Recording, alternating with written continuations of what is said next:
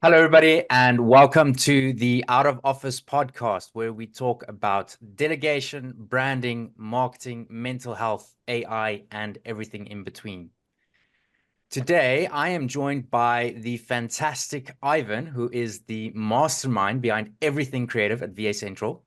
Ivan is a graphic designer, a creative director, and a content creator. And he's also a first responder, a philosopher, husband, and a father. And he also happens to be my brother. He is the original, and I am the knockoff, or perhaps the new and improved version 2.0, depending on who you ask. Welcome, Ivan. Well, thank you for having me. I'm very glad to be here. Let's dig into this, why don't we? All righty. So, Ivan, we're living in a world where telling your story has never been easier. You don't need an editor-in-chief. You don't need the local newspaper. You don't need someone at the TV network to grant you permission to be on camera and talk to the world. All of these barriers are now gone, right? And with the full-blown scaled internet, you can tell your story at any time, in any way, to anyone. So really, it's never been easier. But on the flip side, telling your story has also never been more difficult. You're competing with the entire world. And what's more, at the moment, you're also up against AI-generated content. So there is so much noise. How do you stand out? How do you get your product in front of the world? How do you make your service or your estate agency truly shine? Now, I know I'm kind of throwing you into the deep end here, Ivan, but what are some of the things that a brand can do to be heard? Well, it depends on what answer you want to hear, because I can give you the common answers that you'll get when you Google it. I can give you the advice you can give on Facebook, but I think I might go in a different direction here. So, to start off with, in today's marketplace, the common advice would be to differentiate your brand through unique value propositions and savvy marketing strategies. Now, I would like to kind of propose a bit more of an abstract kind of idea and a way of thinking, where we start to think of our companies as ourselves or as beings like ourselves. Now, I come from the early 2000s where social media just became a big thing. Everybody started knowing everything about everybody else's business. You know how it goes in today's world. And I realized one thing: the places and the companies that I found that I had a unique connection to, I could always put a face to the company. And I don't mean in a metaphorical sense. I meant that I kind of saw a company as a person. I saw companies as individuals.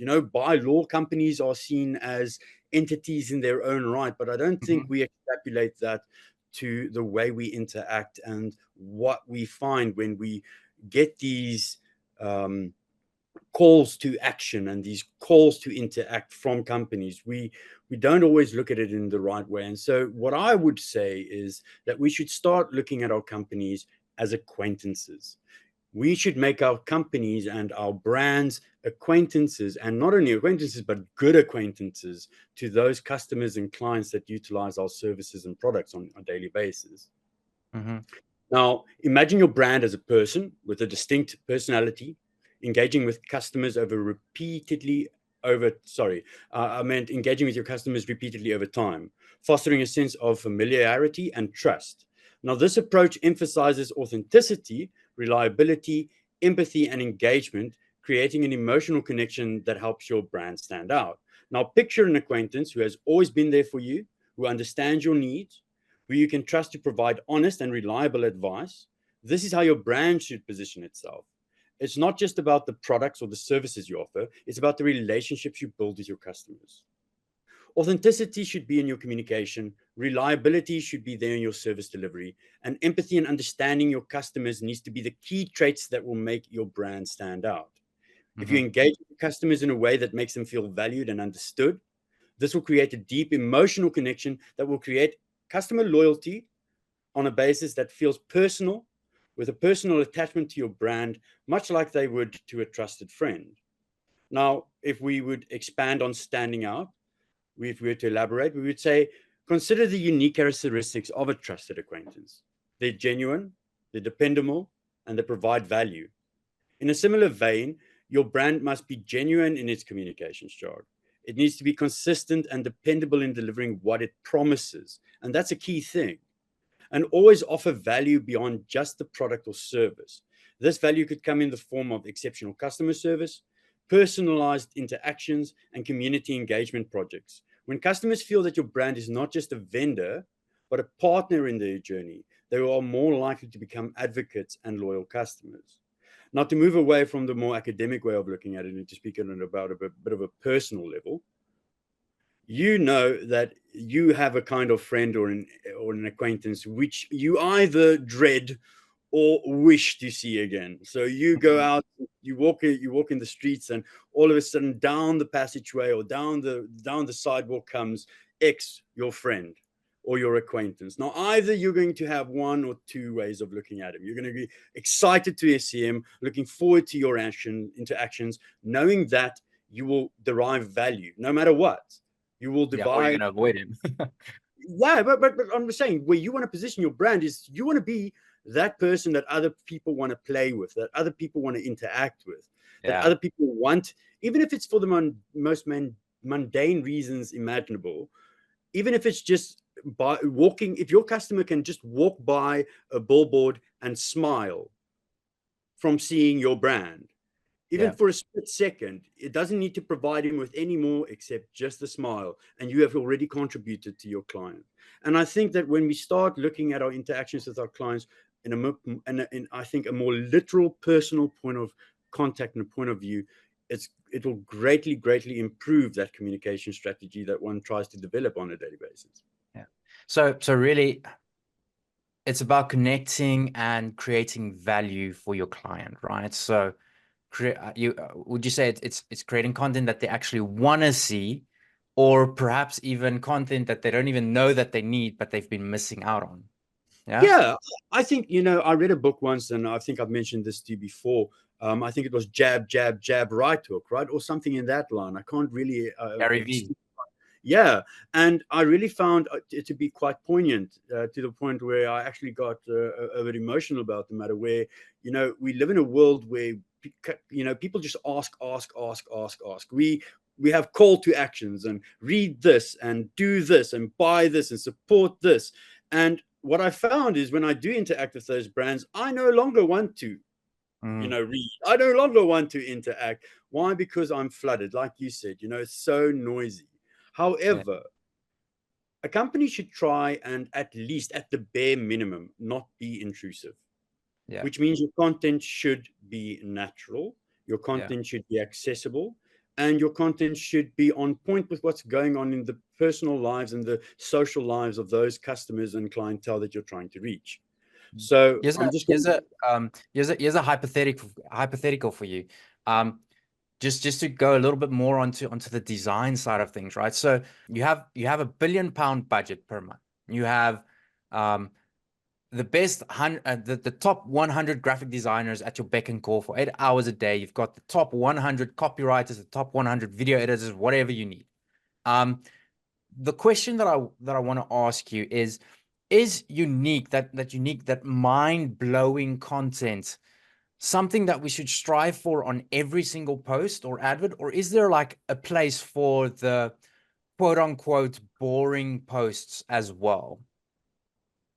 Well, my opinion is going to either impress everyone or kind of divide everyone, because I would say no, there is no place for subpar.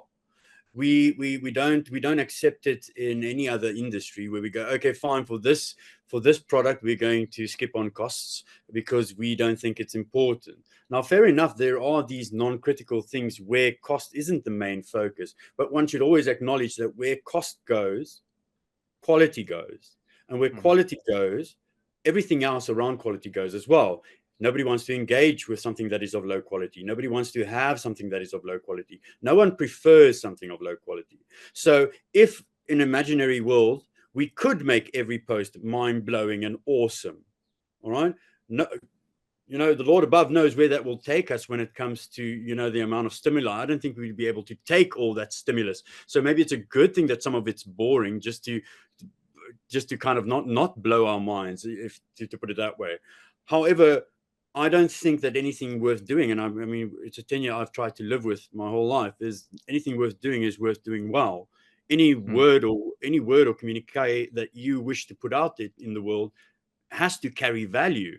And in order for it to carry value, you need to show that it carries value. You do not post an expensive item without protecting it in bubble wrap and putting it in a nice box. I mean, look at the packaging you get with high quality items. Why? Because you know that the manufacturer values its item, it values its message. So it's a hard question to answer. I know the practicalities are not in my favor when it comes to that. I know we don't have the money, the budget, nor do we have the people or the creatives in order to facilitate that wish. However, that does not negate the fact that we should not strive for that. okay. Rather, do not. So sorry to interrupt you there. So, not to play devil's advocate, but there's a second school of thought surrounding this, and I'd just like to hear your thoughts on this as well, because you did touch briefly on it there in your answer, and it's a well documented phenomenon called consumer fatigue, and it's where the audience becomes kind of overwhelmed or uninterested or perhaps indifferent I due know what you're to talking about. Sorry for increase interrupting in you. volume, right? Yeah, sorry to interrupt you, but I'll just point back to that whole thing about your clientele seeing your company as an acquaintance.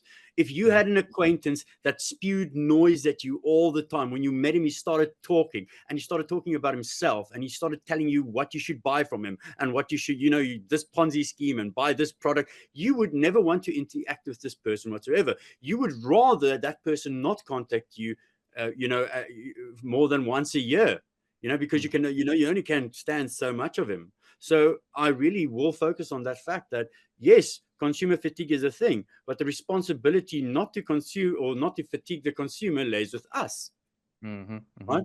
we So, we so would you then say, you know, this idea of every let's take a typical example.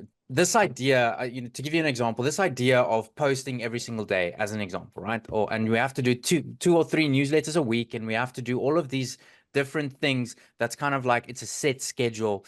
Um, if every single one of those posts are mind blowing and super creative, and um, isn't there ultimately a point where we desensitize the audience and kind of there's kind of this diminishing returns where the novelty of it wears off and um, it kind of, if every single post is always scroll stopping, doesn't that become the new normal? yes, but If every, I think you should not confuse quality with complexity. Mhm, I think that's a distinguishing factor. I think that a design does not need to be complex in order for it to be quality. mhm, Quality means knowing what to post and what not to post. How much do you want this object to stand out or this post to stand out? How much information are we bringing across? Now, in the line of that jab, jab, jab book and the breadcrumb, breadcrumb, breadcrumb, a breadcrumb you don't trip over. yeah, A breadcrumb isn't a stumbling block in your way. On the contrary, it leads you to where you want to be in a natural sense. You want the breadcrumb, you follow it naturally. So, if you have a quality post, that is, imagine it as a small quality post.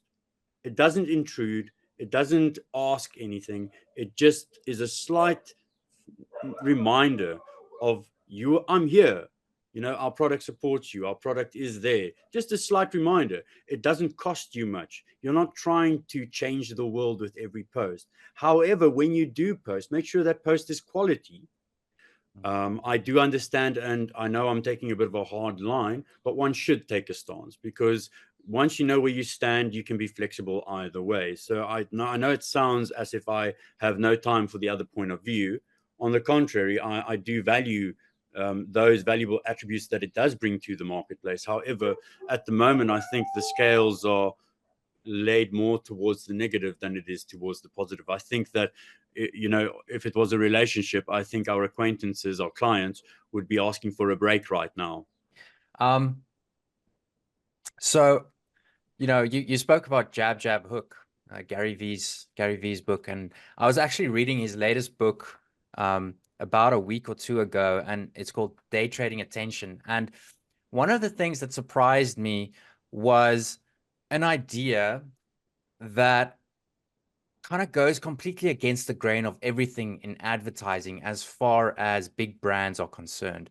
And it's the abandonment of brand guidelines. And I thought that was kind of a really fantastic realization, because every time, I've worked in ad agencies before, and every time you're in there, they want to be very specific about what we have to do. We have to use these colors, we have to use these fonts, we have to use these specific guidelines and these photos, and we have to cater to exactly what our brand is like in a commercial. And his points, as I understand it, is that you have to, instead of being strict to your brand guide, you have to conform to the platform that you're on, and you have to conform to the audience that you're catering to, regardless of your brand guideline, or even if it means going against your brand guideline.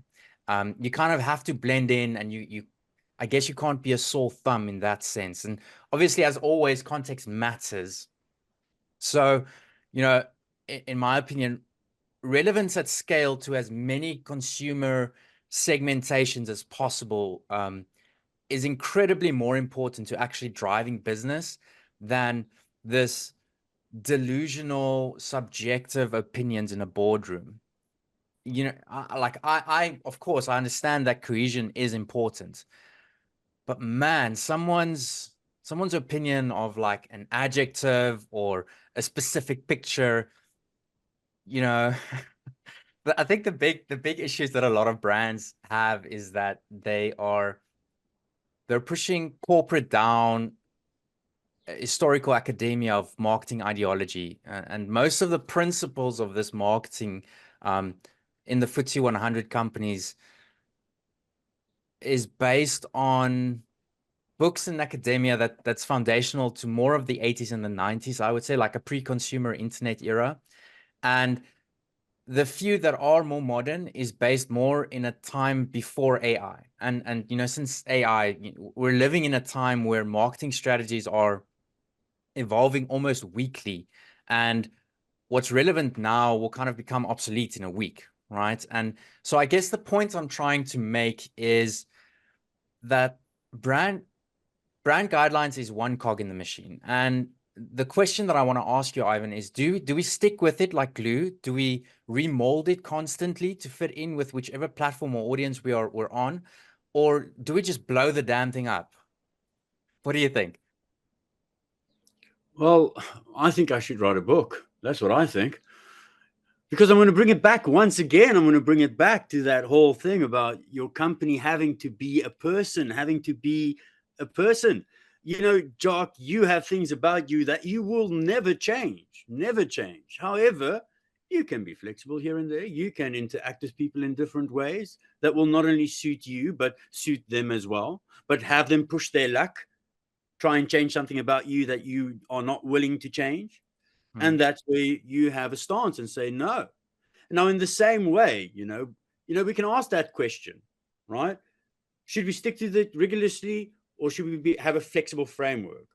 Now, I think consistency here is key, whether it be consistency in how straightforward you run your brand guideline, or consistency in how often you change it. Remember, as you said, I come from an EMS background. Currently I deal with a lot of critical care patients, and what we can say is that if a heart rate is irregular, for instance, but it is constantly irregular, it doesn't necessarily mean that there is an emergency. I mean, an irregular heart rate that is constantly irregular can be a normal state of things. It can be the status quo. And somebody could live with a heart rate like that, to infinitum, right? We never know.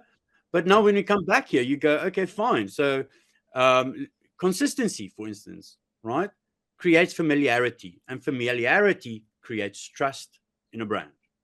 So thinking of your brand as the same trusted acquaintance who, despite wearing different clothes for different occasions, is always recognizable, by their intrinsic traits, if it be their voice, their gait, their posture, their mannerisms. These intrinsic qualities are the non-negotiable aspects of your brand identity. These are the things like your logo, your color scheme, and the core messaging, right, are these intrinsic traits. They should remain consistent to ensure that your brand is instantly recognizable, fostering a sense of reliability and trust among your consumers. So you need to be recognizable, but however, you do not need to wear an army uniform with an army hat, saluting everybody as you go along. You're a military soldier, dude. No, you don't. You can be recognizable by something as small as your nose, by the way you talk, by your laugh or your giggle. That's how Mm. people recognize you. So Mm. there are things about yourself that you should never change, those core things that are intrinsic to you. However, if it does not change, when your interactions do not change these intrinsic values, then you should be flexible. Because in order to be flexible, you need, or not in order to, but that flexibility will allow you the capability to interact with the world and come out as a winner at the end of the day. Yeah. So when we look at that, we have your consistency, the consistency that breeds familiarity. You then move over and you go flexibility, right? Because flexibility will make you relevant. The key is to maintain a balance of your brand's core identity that should remain intact while allowing for room for creativity and contextual adaptations. Mm. Now, an example of flexibility would be if your brand typically communicates on a formal tone, for instance, you're a bank or a financial institution, it might adapt a more casual, friendly tone on social media to engage a younger audience, say Capitec Bank wanting to launch a new product. Yeah. Yeah. So, you know, I'm gonna shift the topic slightly.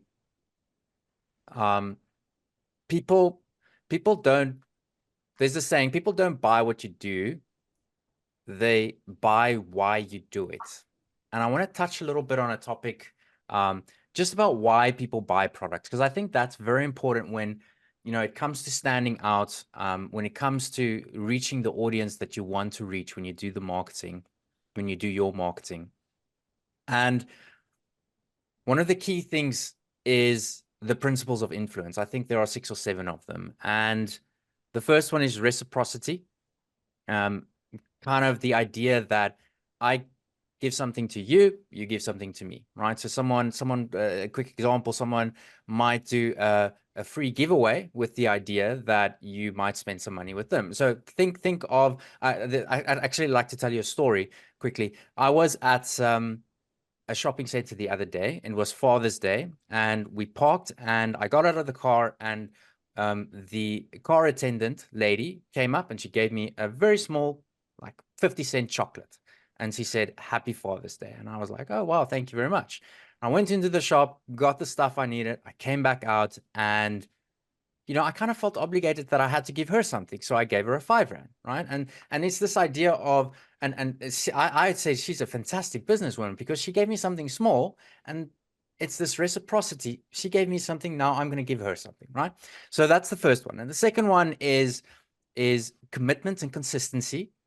And then there's social proof, kind of testimonials, those types of things. That's so, when people are unsure um, what they want to do, they tend to look at others to make their decision or to help make their decision, right? And then there's authority, kind of this.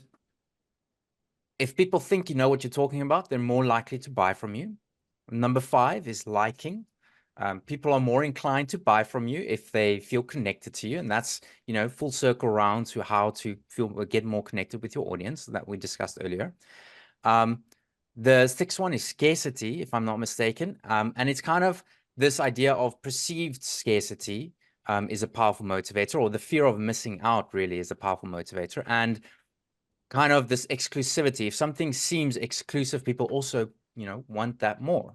And then I think the last one is unity. Just kind of beyond liking, unity taps more into like a deep sense of belonging. Or, if someone is following, if you have an audience, a loyal audience, they need to feel like they belong to you. So those are the principles of influence. Can I you think maybe elaborate a little bit on that? Well, I think you basically blew my notes out of the water there. I think we're going to stick with yours. Yours is a bit more expansive than mine. So, in all honesty, I'm going to ask you kind of to run through them with me again in order, and we can maybe discuss them one at a time. However, I want to say something that I've always thought never could say in a public forum, that people should understand that companies should start being honest. People don't mind knowing that companies make money from them. That's Mhm. the whole gist of the situation. That's how it works. When I go to Spa, I know Spa is making a profit.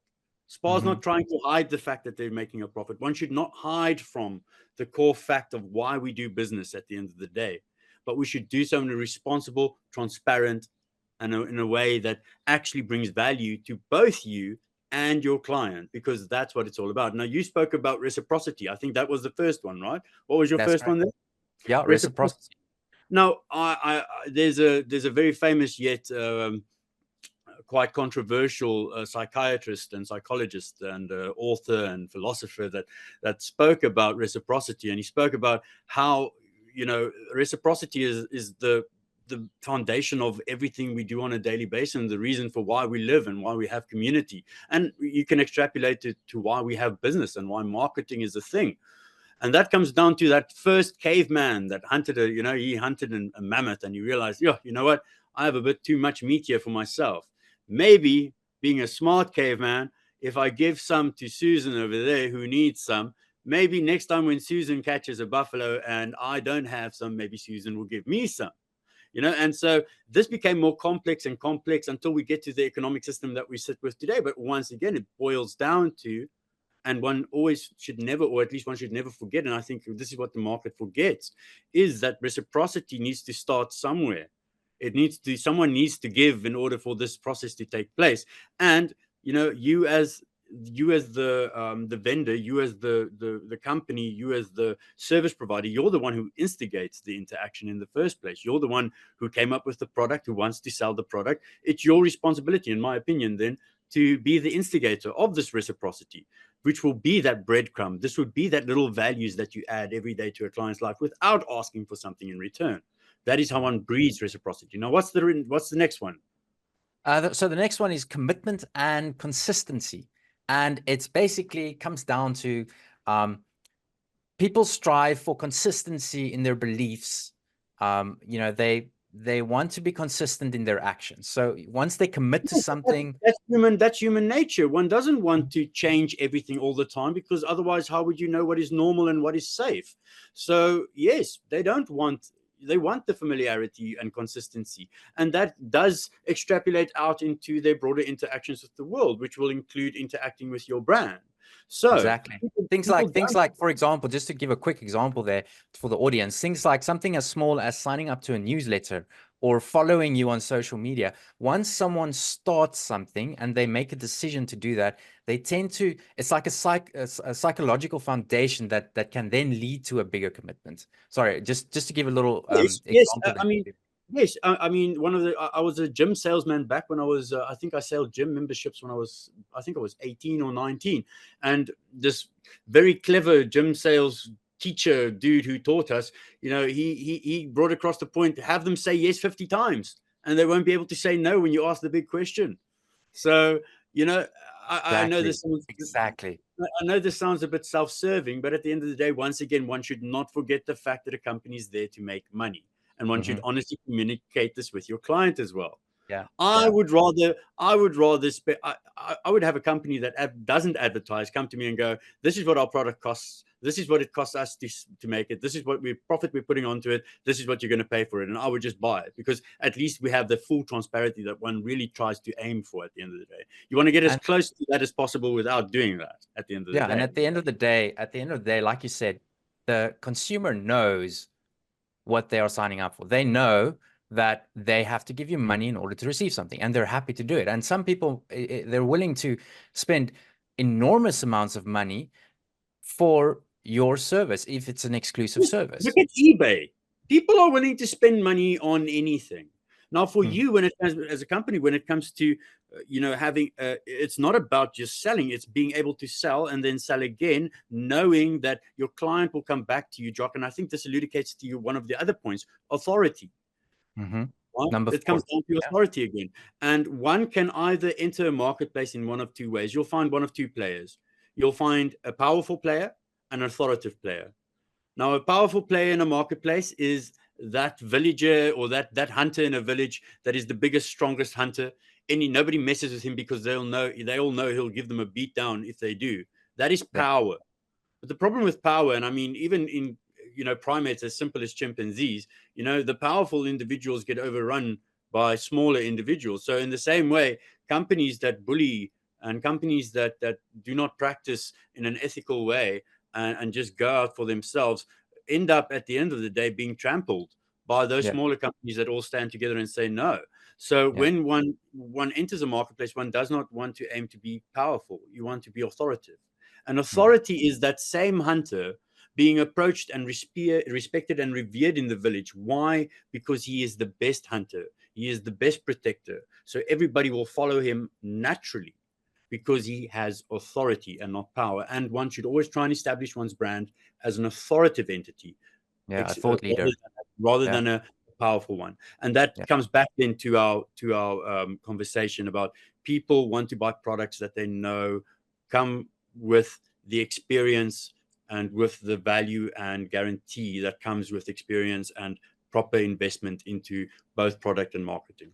Exactly. Yeah. And then, once you've started selling, another one of those is the social proof that you need to build up. And that's why testimonials are so important. And, It's not I think people, it's not rocket science, Jock. Sorry, please finish your sentence and then I'll yeah, so interject. I think no, but that's the thing. People don't realize how important it actually is. It's something so simple, but they don't. A lot of people don't seem to understand. It's something as simple as asking a consumer once they've used your product or your service to leave a review. When someone goes onto Google and they're looking for a new restaurant to eat at, something they haven't seen, that they haven't been to before, and they type in, um, nice restaurants near me, romantic restaurants near me. You want to pop the question: are you going to go with the restaurant that has one review, a one 5-star review, or are you going to go with the one that has 5,000 5-star reviews? It's as simple as that. And so the social proof behind it is so important. That testimonial, the even case studies, stuff like that. It is so important to make your brand, or to influence people, to make a decision, to help them make the decision to choose your service over someone else's. Well, I'm going to bring it back again and simplify it even more than that. Once again, if your company was an individual in its own right who needed to interact with acquaintances on a daily basis, an acquaintance of yours who has a positive recommendation from those around you who have also had positive interactions with said person, you are more likely to become more trustful and engaging with that person, because then you know that not only is the service good when you are looking, but the service is good when you are not. The service is consistent throughout the industry. This person is a good person not only when he wants to sell me something, but when he's busy interacting with the world at large. When I'm looking at him from behind and he can't see me looking at him, what is he doing?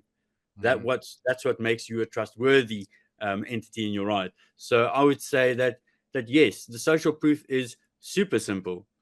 yeah. If you were to use a plumber and you ask a friend, listen, who if you hear from 5, 6 different friends, sorry, my screen went off, so the color changed here. I'm not blue, I promise.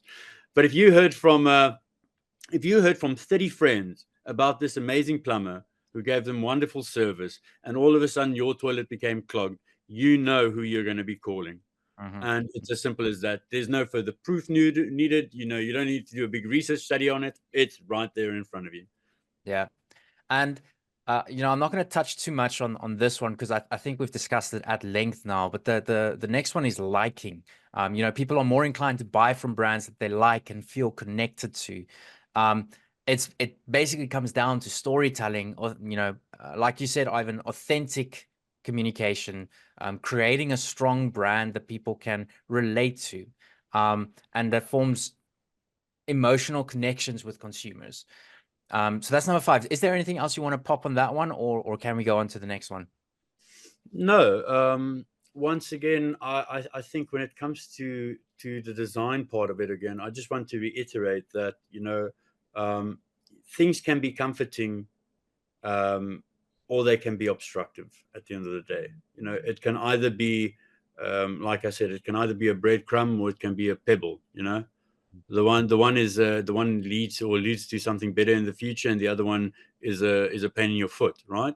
So you just Yeah. want to make sure that when you communicate, you're throwing out little breadcrumbs, that you're not throwing out pebbles that might get lodged in someone's big toe, giving them a bit of a discomfortable experience. Yeah. Yeah. So I hope that makes sense. I think that is a main focus that I would like the audience to take away from this is, throw out breadcrumbs, not stones, right? Yeah. All right. So the last one, and I think this is also a very important one, is number 6, the scarcity, and it's this fear of missing out, or and it doesn't even really need to be scarce. It's the perceived, like the perception of scarcity, right? So things like limited seats available or only for a limited time. There's a reason why people use those words. May I, Jock? Let's Of you course. both admit. Let's be the honest parties in this conversation. Everybody hates it. Everybody hates it. Nobody wants to see it. Everybody But it understands. works. Everybody understands the necessity. Even your customer knows that you're talking nonsense. It's true. It is Think true. about it, Doc. When you read ads, how many times you watch an Ariana Grande? Yes, maybe there's limited seats. Great, happy days, right? But by that time, you would have already bought your seat. But like, Yeah. if it's something that you didn't even know existed and somebody's trying to sell it to you and they're going, hey, we only have 5 available, then I would go, well, then keep those 5. Thank you very much. Right? That's my personal opinion. I understand, and we can have we can have the academic conversation about it. However, I just wanted to put that out there that everybody hates it. However, I do agree. I do agree with your statement there, though. However, I think this is an opportunity more than it is a stumbling block. I think that the way in which we do it needs to be changed more than the fact Maybe that more we all know subtle. all our client, like we just discussed now, even our clients, me and you are end users at the end of the day, as well. As much as we are providers and marketers and designers, we are also end users. And so, having now concluded, I know it's only a study of 2, but I'm pretty sure if we extrapolate it out, everybody would agree with us, right? From a customer point of view. So I Yeah. would say that if everybody knows that it's a necessity and it is the norm, let's rather change it to be less of a pebble and more of a breadcrumb. Instead of saying limited seats available by trying to create a scarcity of something that no one knows even what it is or how it's going to be, create the perception of value to the point that everybody wants it, and you will create scarcity in yourself or in itself just by having the value. Because Well, I think, I mean, what it comes down to is, and this, you can even see it in the stock markets, right? If so, let's take, for example, the pound. If all of a sudden, or let's say 100 people buys pounds, it's not really going to make a difference. But let's say all of a sudden, 1 billion people, everybody starts buying the pounds, and it becomes, it's this demand. The demand for it increases so much, the pound's going to, it's going to grow. It's going to grow stronger, and it's going to get to a point where, it grows and it grows and it grows, and it really comes down to that. If for example, we take gold, and the price decreases, or the people buy and buy more gold, eventually the price will increase because there is this demand for it. And really, scarcity, or even yeah, but like you don't like really want to play that game, do you? you don't It's want to, but the game is no, you there don't want to, regardless. because remember, at the end of the day, you could say something wrong, and there goes the stock price, True, right? very true. And It could. your services aren't a tangible commodity like gold. Mm-hmm. So yes, I agree, right? It's a very good place to be in, and it works for now, but it's a broken system that everybody admits is broken. Now, we're not going to get into the philosophy of this, or at least the economics of it, but it is a system that works, yes, but it's a system that is extremely broken, extremely vicious, all right, and that completely cuts out emotion and that personalized Very experience that cutthroat. you want. Yeah. So is that what you want your brand to be? In which case, then go for it. Fine. So I guess then I would pose this question to you, and I guess you sort of answered it already. Would you then say, you acknowledge the existence of, of this principle, but you would say it would be best if we all forsake it? Is that kind of what No, your statement is? no. What I'm saying is, if there are limited seats available, it should just be a fact. It should not be a selling point. If I am hosting a webinar and I only have 50 seats available, but I know this is the best webinar on this side of the Southern Hemisphere for marketing, right? I can justifiably, without putting a second thought into it, put down there limited seats available. All Mm. right, fine. That is a fact. But it's not the thing. It's not the reason I'm making the ad. It's not me going, okay, fine. What can we do to sell more? Ha, put a post on it that says there's a limited amount. Ha ha, no. Where's the authenticity in that? Where is I everything we've think, just discussed? I do understand where you're coming from. I think, we probably gonna have to agree to disagree. I think for me, as being more on the business side of things as well, I'm I'm going to try every single trick in the book to get my profits as high as possible. And I think that's probably, morally, that's probably not the right stance to take in. But if it's purely from a business sense, it's probably if it's something's going to work, you should use it. That's at least that's my Yes, opinion. But yes, on I the do short agree term. with you that, it's So may I rephrase? May mm, I say that we should try and utilize those things that do work, right? With great power comes great responsibility. Okay. So we know it works. We do not need to throw it on every post. Not yeah. every webinar we only sold six tickets for, but we have 50 seats available, has limited seats available.